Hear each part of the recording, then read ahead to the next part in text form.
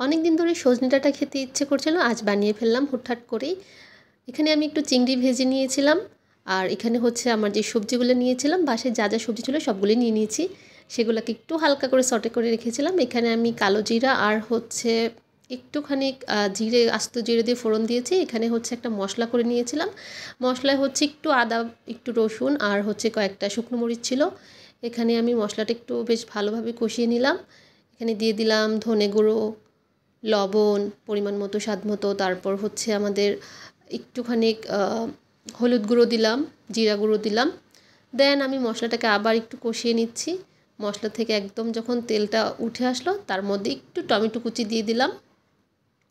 Tomato কুচি না, just ফালি করে রাখা টমেটো। সেই টমেটোগুলোর পরপরই আমি একটু আমাদের যে সটে করে রাখা সবজিগুলো দিয়ে দিলাম।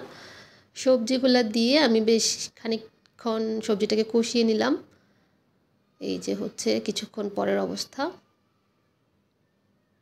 দেন এরকম যখন তেলটা ছেড়ে আসবে সবজির গা থেকে, ঠিক তখনই হচ্ছে একটু ঝোল দিয়ে দিলাম। আমি সবজিটা অত বেশি ঝোল ঝোল করবো না, একটু মাখা মাখা করবো, সেজন্য অল্প ঝোলই দিলাম, যতটুকু সবজিটা সেদ্ধ হতে লাগবে পানি। দেন এই যে আমার রান্না অলমোস্ট কমপ্লিট। আমি এর সাথে চিংড়ি মিক্স করেছিলাম, সেটা আর দেখাইনি। এই তো এখানে হচ্ছে আমি একটু ওঠানোর আগে ধনেপাতা দিয়ে নিলাম। অ্যান্ড আমার ফাইনাল লুক হচ্ছে, এখানে আমি পাশে একটু বিফ রেখেছিলাম।